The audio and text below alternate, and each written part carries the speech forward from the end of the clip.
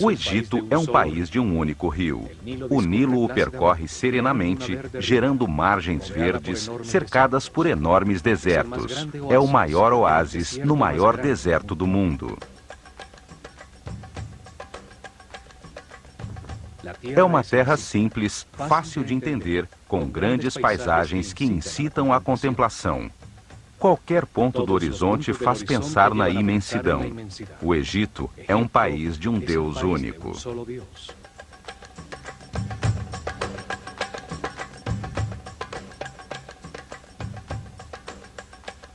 Ali, durante milhares de anos, desenvolveu-se uma civilização que viveu em paz e harmonia, sem sair de seus limites naturais para impor-se a outros povos, dedicada apenas ao aperfeiçoamento espiritual.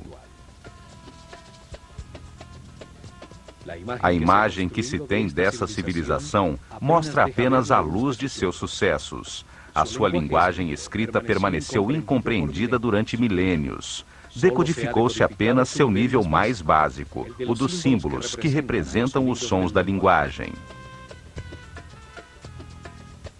Há níveis superiores, com símbolos que transmitem conceitos e não sons. Estes ainda não foram decifrados. As traduções se baseiam apenas na parte fonética, ou, na melhor das hipóteses, são interpretadas segundo as crenças dos tradutores.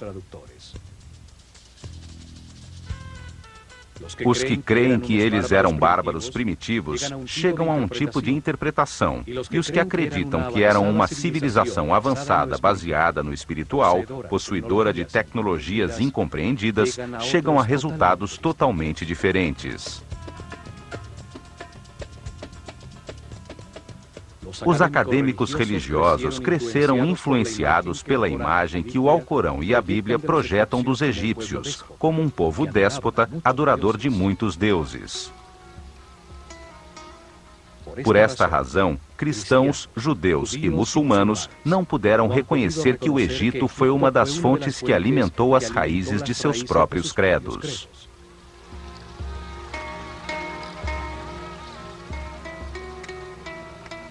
Esta imagem ficou reforçada pela incorreta tradução da palavra néter, como Deus ou deusa, quando na realidade significa força ou causa fundamental, princípio divino, função que ordena o universo. Os néters personificam atributos de Deus. Foram uma maneira simples de explicar ao povo que o único Deus responsável pela criação tem diferentes características. Não quer dizer que sejam múltiplos deuses. Um único homem pode ser um mestre, um pai e ao mesmo tempo um marido, sem ter que ser várias pessoas. São características diferentes de um único ser.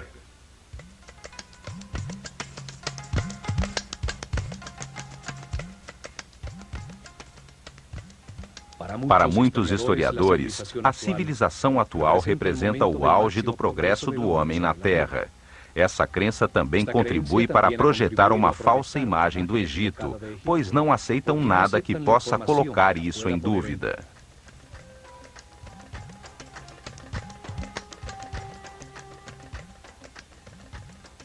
Aceitam apenas parcialmente os documentos cronológicos de governantes egípcios que chegaram a nossos dias, invalidando os registros anteriores ao rei Menes, alegando que apenas essa parte é um mito.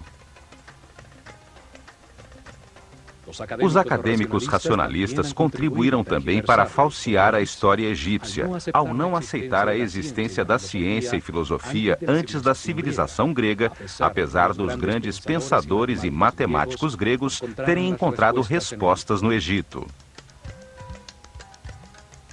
Tudo isso projetou uma imagem enganosa da cultura egípcia. São vistos com preconceito, como um povo primitivo e inferior ao mundo moderno civilizado, cuja única qualidade foi construir alguns templos e túmulos para seus faraós, muito grandes e resistentes à passagem do tempo.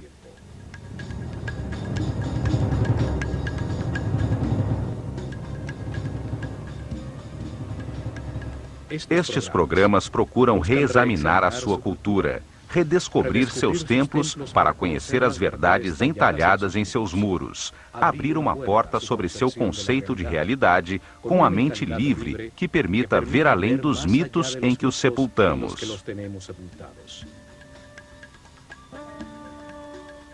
Os antigos egípcios entenderam o universo, suas leis, processos e propósito de um modo coerente, lógico, analítico e racional, que é uma herança importantíssima para o homem no início deste novo milênio.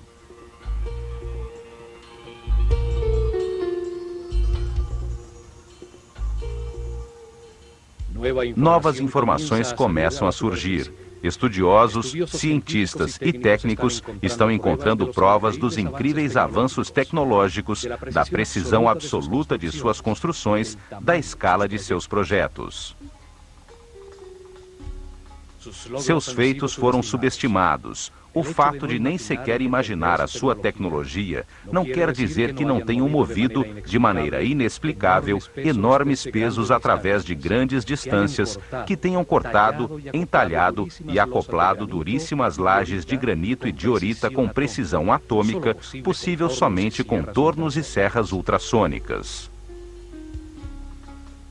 A precisão matemática de suas construções é tal que nos 5 hectares da base da Grande Pirâmide há um desnível de apenas 8 milímetros. A tecnologia atual teria conseguido apenas um desnível de 40 centímetros.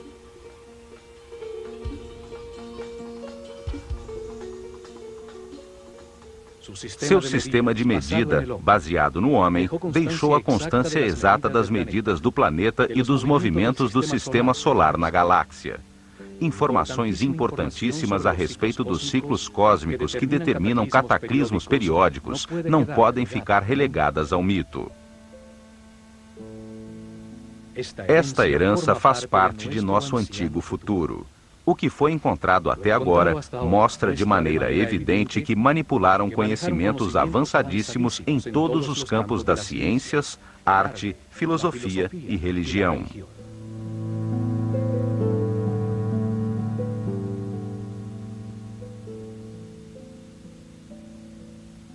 Conhecimentos que fazem parte de uma herança ainda mais antiga, de um período desaparecido da humanidade, chamado Atlante, anterior ao dilúvio, ao que sobreviveram alguns sacerdotes que construíram as bases deste ciclo em que vivemos.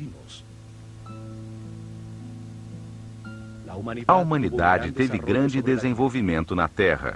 Alguns sacerdotes cientistas, prevendo a catástrofe, prepararam-se para sobreviver a ela. A eles se deve a aparição súbita, sem nenhum período de evolução, de todos os conhecimentos egípcios. Esses sábios estruturaram uma fechada casta sacerdotal. Se organizaram em templos para que os seus sucessores guiassem o povo num processo de aperfeiçoamento espiritual que perduraria milhares de anos. Chamaram-se sacerdotes da escola de mistérios do olho de Horus, depositários do conhecimento. A sua visão da vida na Terra como um processo de aperfeiçoamento espiritual, transformando um homem quase animal em super-homem, determinou o caminho dos egípcios. Sua maneira de entender o progresso como uma evolução dos conhecimentos sobre o universo não tem parâmetro para o homem ocidental, que vê o progresso como aquisição de confortos materiais. A escola de mistérios acelerou o processo evolutivo de uma série de iniciados que receberam dados para entender o mundo dual em que vivemos, de contrastes extremos, de luz e escuridão, de medo e amor. Dessa maneira, entenderam que nas diversas vidas experimenta-se na própria pele esses extremos, como resultado das decisões tomadas livremente, o que permite comparar e encontrar a verdade. Cada vida é um passo necessário que acrescenta conhecimento. Os egípcios viram no homem um modelo na escala do universo, que ao entender-se a si mesmo, pode encontrar verdades superiores, deduzir aspectos da realidade. O que vale para o universo, vale para o homem. Os sábios sacerdotes ensinaram que tudo existe numa grande mente. Somos pensamentos de Deus, com capacidade para criar em nosso próprio pensamento. Somos aspectos de uma só realidade. Tudo é único. Um é tudo. Por isso desenvolveram simultaneamente a ciência, a arte, a religião, a filosofia, de um modo multidisciplinar, conjunto, sem especializações que cegam.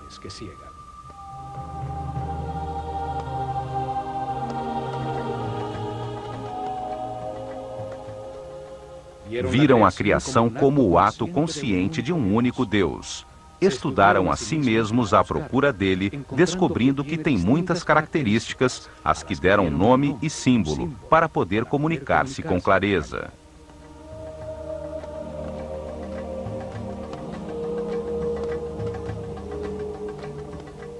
Deram o nome de Atum à característica de Deus não manifesto, quando ainda não criou o universo, que existe apenas potencialmente dentro dele.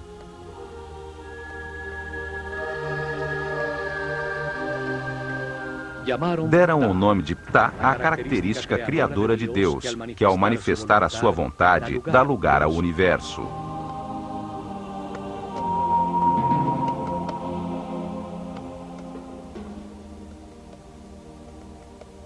E chamaram Amon a característica de Deus que torna o homem livre de criar na sua própria mente a sua imagem e semelhança.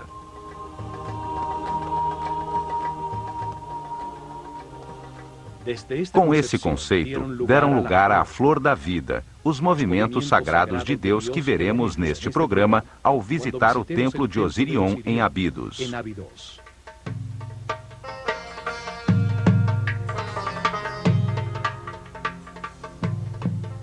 Os templos foram instrumentos científicos de alta precisão para medir e registrar os movimentos dos astros. Sua herança nos diz que os astros determinam os ciclos do universo e os processos por que passa o homem, a humanidade. Nos templos concentraram os conhecimentos que encontraram enquanto se estudavam a si mesmos, num processo dirigido de aperfeiçoamento espiritual. Ali desenvolveram simultaneamente as ciências, a arte, a religião e a filosofia, num único bloco dinâmico, pois acreditavam que nenhum aspecto da realidade estava separado de outro. Ao redor dos templos, dirigida por seres muito evoluídos espiritualmente, cresceu uma das civilizações mais incompreendidas e mais avançadas da Terra. Está na hora de recuperar a nossa herança.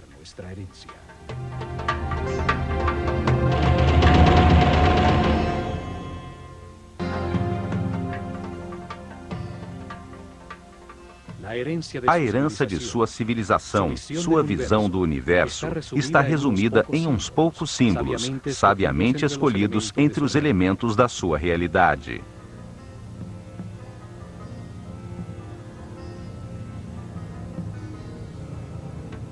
A utilização de uma imagem simbólica tem a vantagem de expressar um pensamento de uma maneira muito simples, além da linguagem, e seu significado poderá ser entendido milhares de anos depois de ter sido desenhado, pois a imagem de um falcão ou uma postura humana não mudam.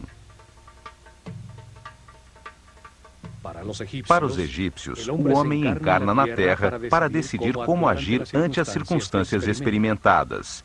Ao comparar os resultados de suas ações, aprende e se aperfeiçoa. Então, o mais importante é a ação, o verbo. A ação que produz resultados leva ao aperfeiçoamento. A linguagem existe para comunicar ações. Cada parte do todo atua, realiza uma ação vital que produz resultados. Cada parte tem a forma de que precisa para agir da maneira que lhe corresponde.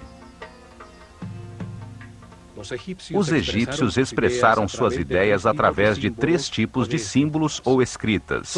São chamadas de escrita hieroglífica, hierática ou demótica.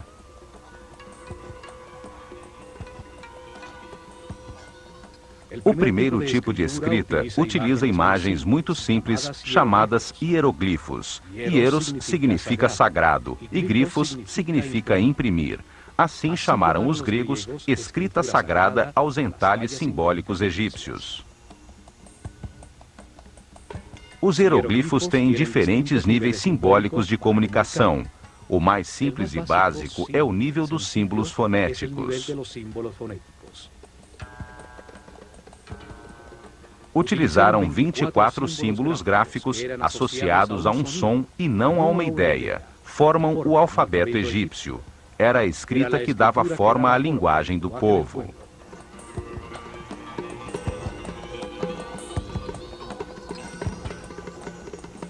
São o primeiro alfabeto usado pelo homem, do qual se derivou o alfabeto fenício e, mais tarde, o alfabeto grego.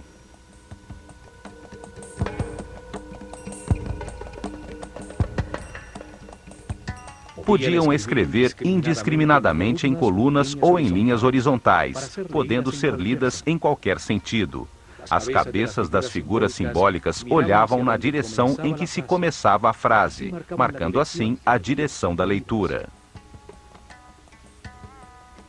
Durante milênios permaneceu indecifrada, até que em 1799, os expedicionários franceses, vindos com Napoleão, encontraram em Roseta, no Mediterrâneo, uma pedra de granito negro, escrita no final da civilização egípcia.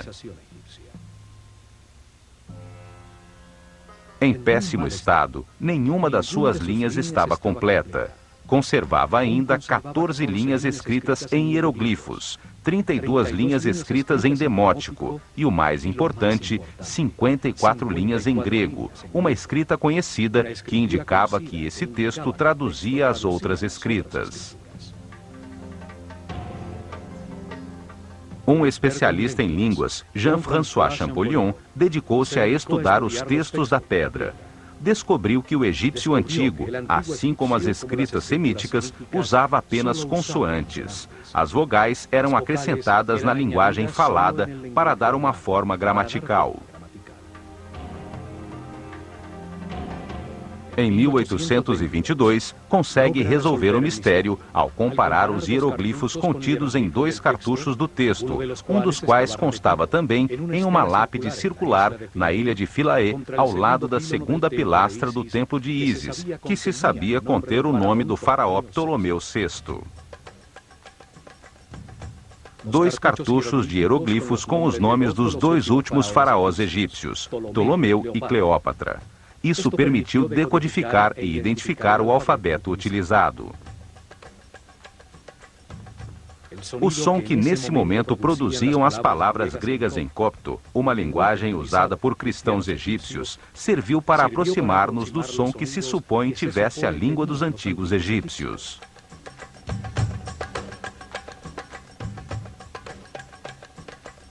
Assim se consegue decifrar o primeiro nível da linguagem com seus 24 símbolos entalhados há milhares de anos. A escrita que usava apenas símbolos fonéticos, não ideias.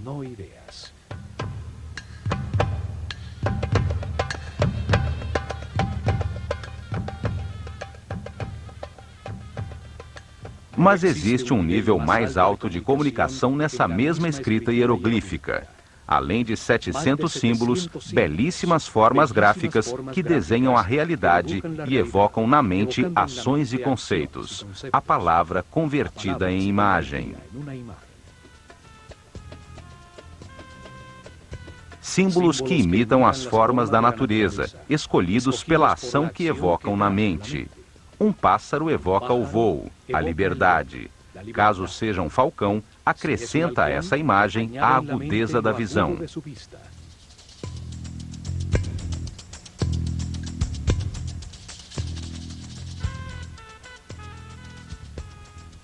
A figura de um olho comunica a ação de ver. Cada símbolo é desenhado para reviver experiências que a sua forma produziu na vida.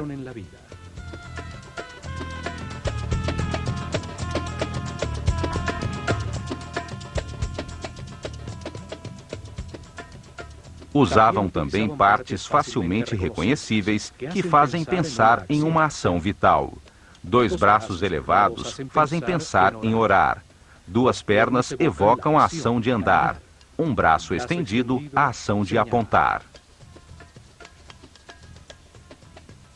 Duas mãos entrelaçadas, união. Uma mão que alimenta, outra que semeia, um jarro que entorna. Símbolos que retratam elementos fabricados pelo homem que, quando postos em ação, produzem um efeito. A ferramenta comunica o tipo de trabalho que se executa com ela. Um arado, um ancinho, uma rede. Além da escrita hieroglífica, existia outra forma de escrita, a hierática. Era utilizada apenas para comunicações oficiais e comerciais. A terceira forma de escrita existiu somente nos últimos anos da civilização, quando, por volta do ano 700 a.C., os escribas que copiavam os textos antigos simplificaram ainda mais os símbolos do hierático, até torná-lo quase uma taquigrafia. Chama-se demótico.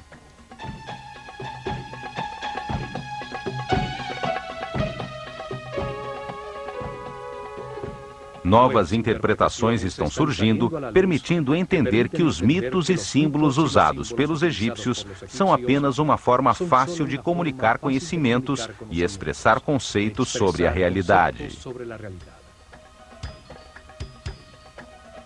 Ao converter ideias em histórias, facilita-se a sua compreensão. Os sábios sabiam que dar informação sem a compreensão da mesma é um exercício inútil.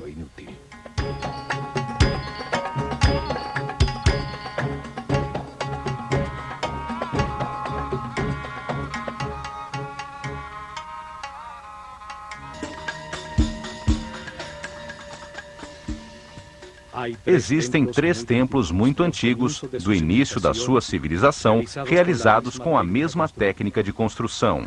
Tem o mesmo estilo arquitetônico, maciço e pesado, embora simples, que não foi utilizado novamente em todo o Egito.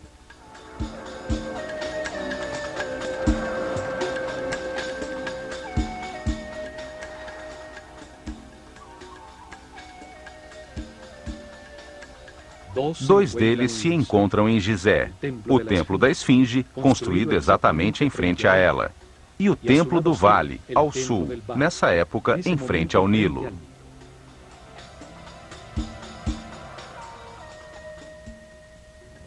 O terceiro é o maciço Osirion, construído em Abidos.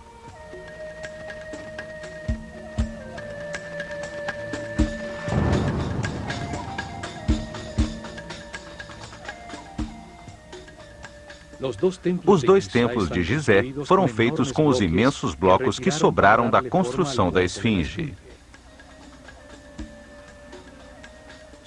Somente esses 2 templos em todo o Egito foram construídos com blocos tão grandes, numa forma tão maciça, fechada completamente ao mundo exterior por imensos muros de pedra, com apenas 2 acessos frontais simétricos. O peso médio dos blocos utilizados na sua construção é de 50 toneladas. Deviam conhecer técnicas de construção que facilitassem a utilização dos blocos, imensos como casas.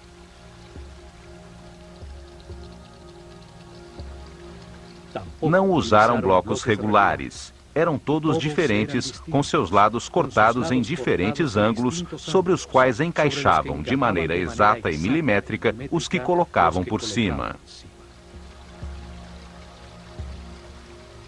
Outra particularidade desses templos é que os blocos dos cantos estão cortados de modo especial. Cada um deles faz parte dos 2 muros, a fim de que toda a estrutura do edifício não tenha interrupções.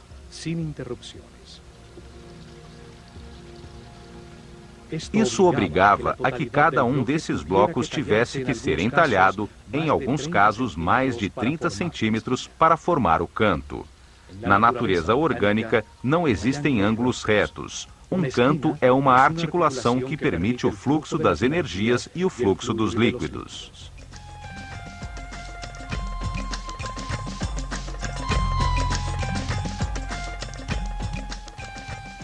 Estes templos tinham um salão central, coberto com uma laje de pedra sustentada por gigantescas colunas simétricas, formando um grande terraço superior que dominava a planície.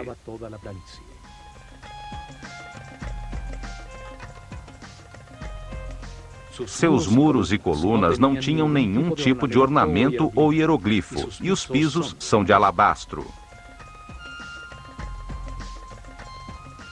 O salão era iluminado por clarabóias no teto de pedra que deixavam entrar um foco de luz diretamente sobre as estátuas dos Néters, similares a esta de Sekhmet no templo de Karnak.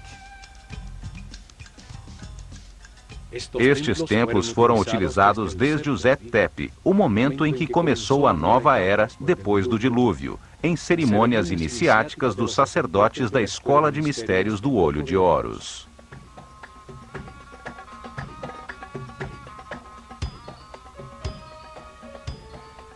Nos dias de equinócio, sobre o terraço do templo, à altura do olhar da esfinge, colocavam a barca de ouro.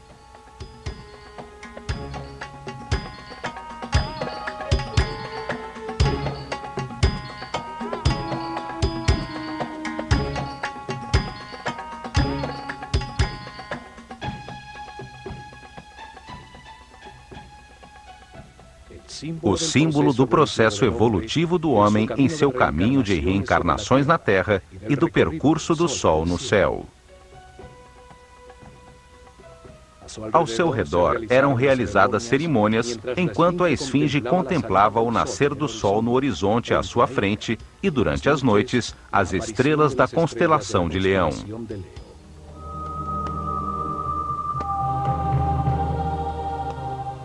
Existem 4 razões para que se diga que a esfinge e esses templos foram construídos pelo faraó Quefren.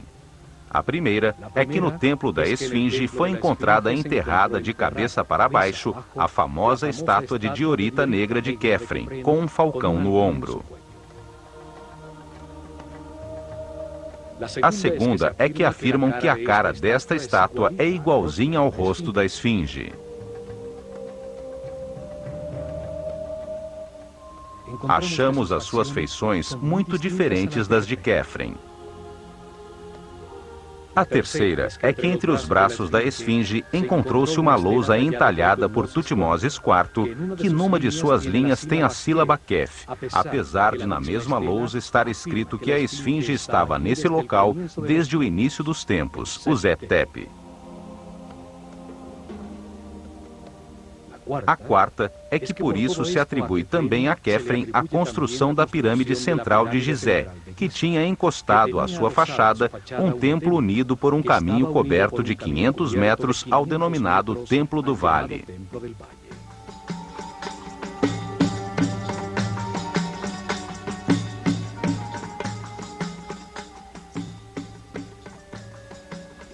No entanto, a pedra dos muros destes templos é do mesmo tipo do bloco monolítico da esfinge, certamente feitos com o que sobrou do seu entalhe.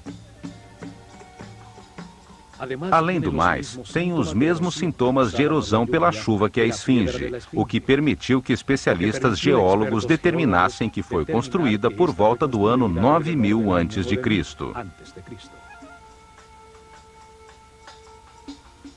Certamente o faraó Quefren reformou o antigo templo, cobrindo pelos 2 lados os muros já deteriorados pela erosão com lousas de granito.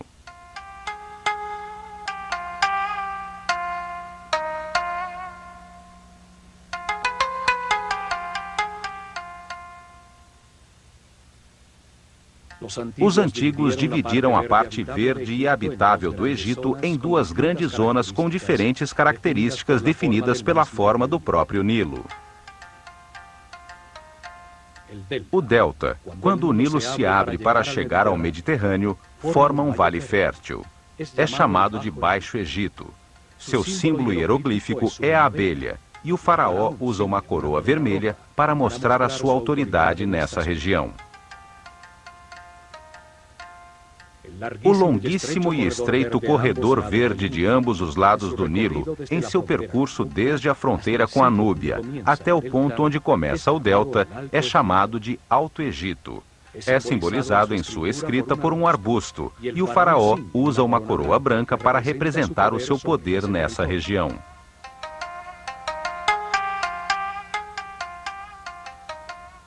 A história aceita do Egito começa com a unificação destas duas regiões sob uma só coroa branca e vermelha.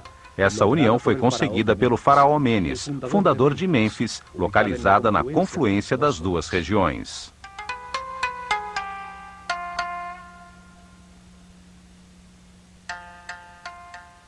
Abidos está ao sul, no Alto Egito.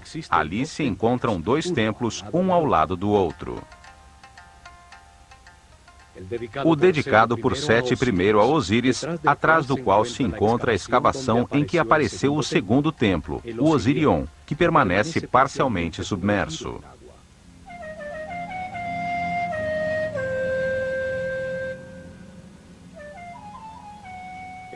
O nível freático impediu os trabalhos de restauração, pois a água fluía para dentro do templo mais rápido do que a capacidade das bombas para tirá-la. Estima-se que foi construído no alto de uma colina por volta do ano 9000 a.C., quando o nível freático e a superfície do Nilo estavam 10 metros abaixo. Foi o primeiro templo no Egito dedicado a explicar a vida como parte de um caminho de reencarnações sucessivas, permitindo adquirir dados sobre o universo, evoluindo da ignorância à sabedoria. Sua arquitetura maciça, sem nenhum tipo de hieroglifos, com lajes e pedras pesadíssimas e de corte imenso, é muito semelhante aos templos em frente à Esfinge.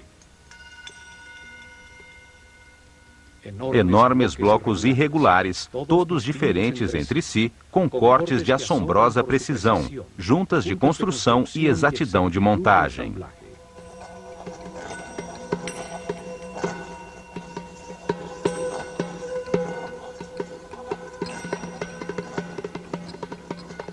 Nos cantos, os blocos seguem um muro lateral, devendo ter sido rebaixados para conseguir essa forma, o que aumenta consideravelmente o trabalho, pois são de duríssimo granito de Assuã. Tudo isso implica numa técnica de construção desaparecida, numa época em que supostamente não existiam ferramentas que produzissem cortes tão precisos, movessem blocos tão pesados ou juntá-los com tanta exatidão.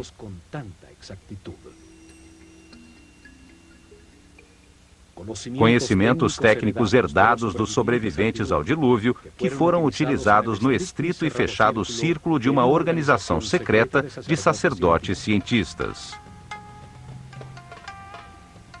As técnicas e ferramentas usadas nunca foram postas à disposição do povo em geral, certamente porque era muito perigoso entregá-las a mentes primitivas com emoções e paixões descontroladas.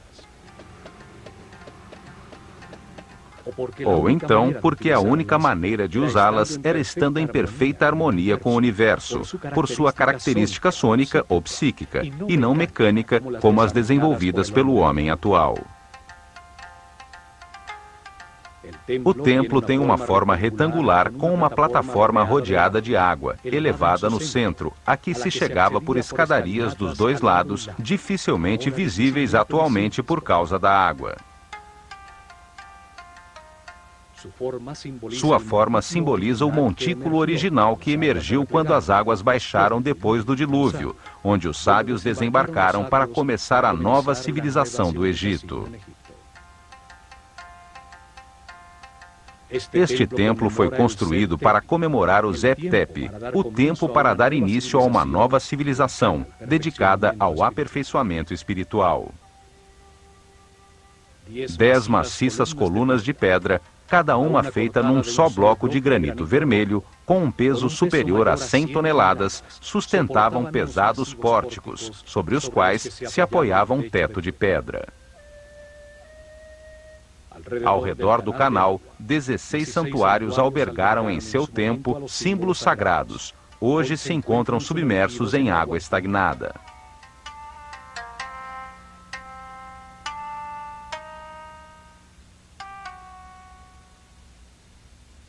No canto superior de um desses imensos pilares, encontram-se lado a lado 2 estranhos círculos com figuras geométricas em seu interior, tocando-se nas beiradas. O granito parece queimado com finas linhas circulares.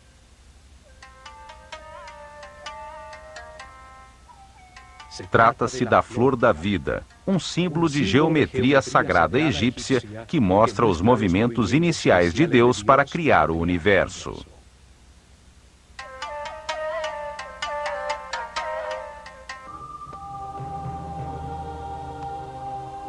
A flor da vida é um símbolo esotérico egípcio que descreve a geometria sagrada que deu lugar ao universo e que determina os processos naturais, como a mitose ou o movimento dos sóis e dos planetas.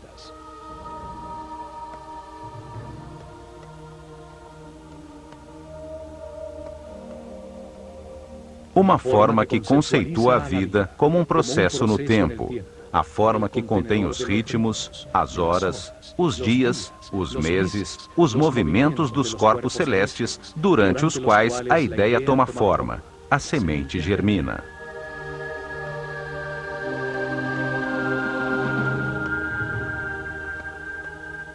A flor da vida representa o momento em que Deus ativa a sua vontade, quando desperta a sua consciência para animar o universo, quando abandona o estado de repouso, de não ego, de não ser, de vazio e de escuridão. É o momento em que Atum-Ra, o Deus não manifesto, se transforma em Ptah, o Deus criador do que existe. O Fiat Lux, o momento em que nasce a flor da vida e tudo inicia a sua primeira volta. Para os egípcios, os movimentos de Deus começam num ponto conceitual, o olho de Horus, de onde surge a flor da vida, cujo fruto é o universo, a criação.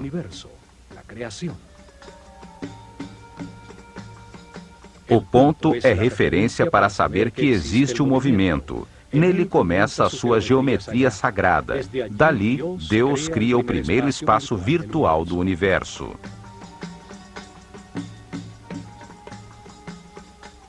Faz isso projetando-se para fora, como um ponto que avança repetindo-se, formando uma linha reta, a forma masculina.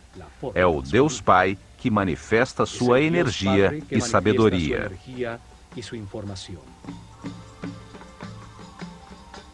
Sua vontade ativa é transformada por Deus Mãe, a substância infinita, que gera em seu interior uma resposta, o Deus Filho, que regressa com a percepção de um plano virtual reconhecido.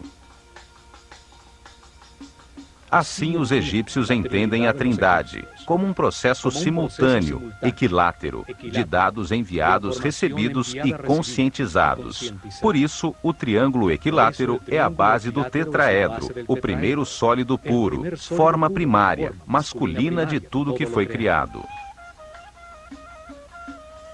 O processo se multiplica no tempo e no espaço, para frente, para trás, para cima e para baixo, à direita e à esquerda. Assim, Deus gera um espaço virtual autorreferente.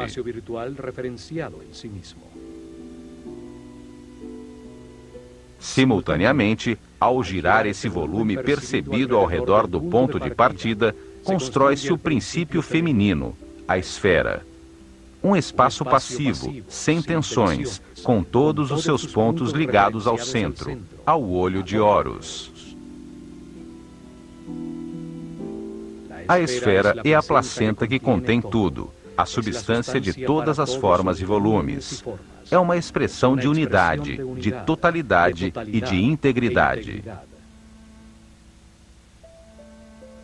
Nenhum dos pontos da superfície é mais importante que o outro, e chega-se a todos da mesma forma, desde o seu centro de força e energia que os origina.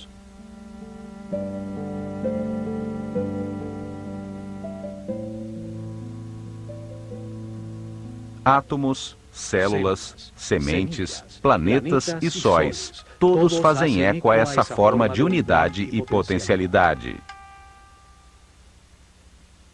A primeira esfera virtual contém os 5 modelos de poliedros regulares, sólidos com todos os seus lados e ângulos iguais, chamados de sólidos platônicos, em homenagem a Platão, que aprendeu a flor da vida com mestres egípcios.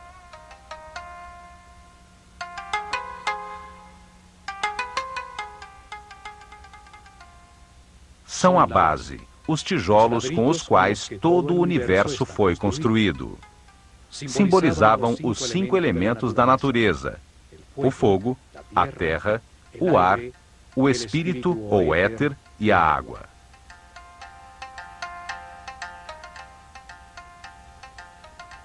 Assim Deus compreendeu, criou e percebeu, desde seu centro de força e energia, o primeiro espaço finito, que simboliza a Terra, dentro do espaço infinito, o céu. A Bíblia nos conta que no início Deus criou o céu e a terra. A terra era informe e vazia. As trevas cobriam a superfície do abismo, e o Espírito de Deus se movia entre as águas.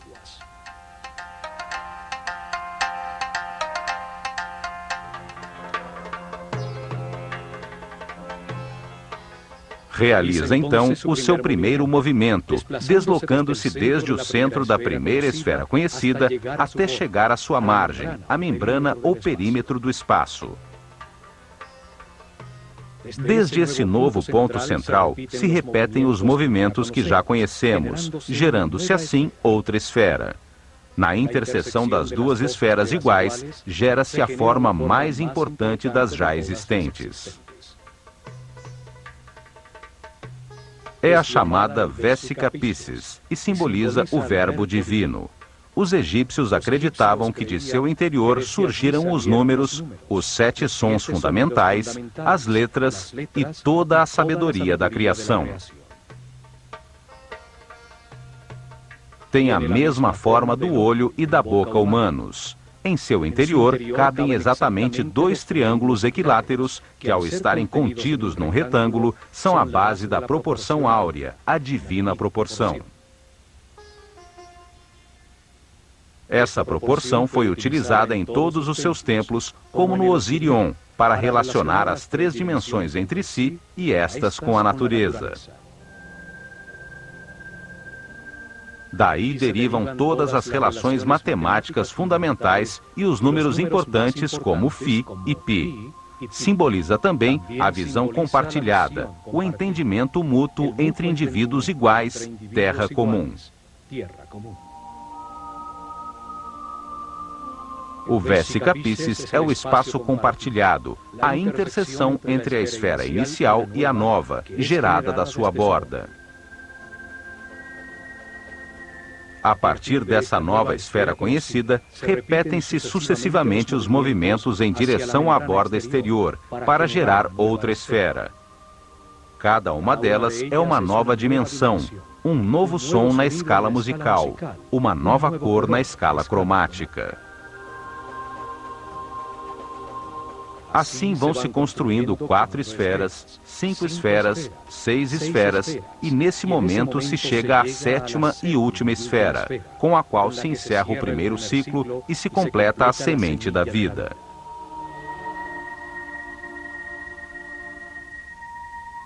Sete esferas, 7 dias da criação, 7 notas musicais, 7 cores espectrais. O coração tem 7 capas de músculos, 7 chakras, 7 sistemas de glândulas endócrinas.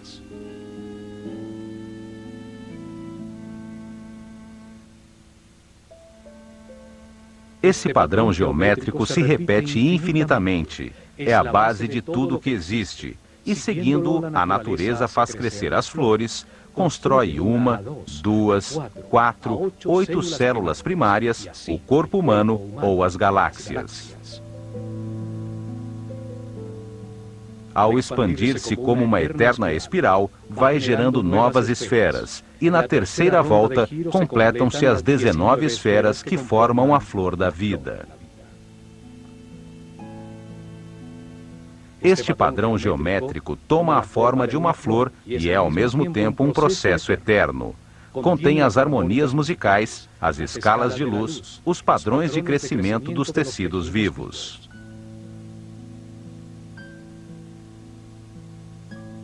Cada esfera tem a mesma potência de desenvolvimento que a esfera original, dando assim à flor da vida lugar ao fruto da vida que gera sua própria flor. Cada esfera guarda em seu interior os 5 sólidos platônicos: a união da energia masculina e feminina, a reta e a curva, as 2 matrizes geométricas que são a base da realidade existente.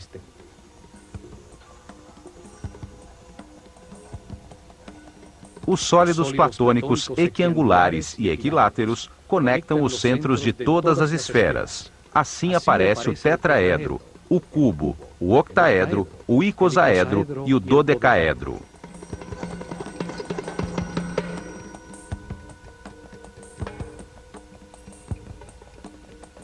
São símbolos da inseparável relação entre as partes e a totalidade.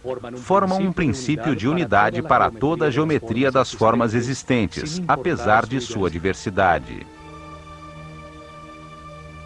Padrões, formas e estruturas que existem na natureza, da menor partícula a expressões reconhecíveis ao olho humano até o imenso universo. Tudo segue um arquétipo geométrico que nos revela a natureza de cada forma.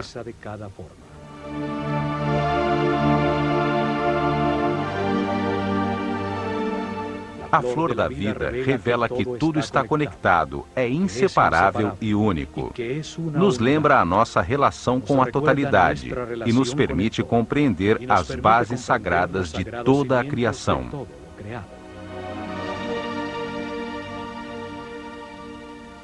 Com ela, os sacerdotes da escola de Horus ensinavam o respirar da totalidade, o que é Deus e como diversifica a sua consciência através da nossa vida.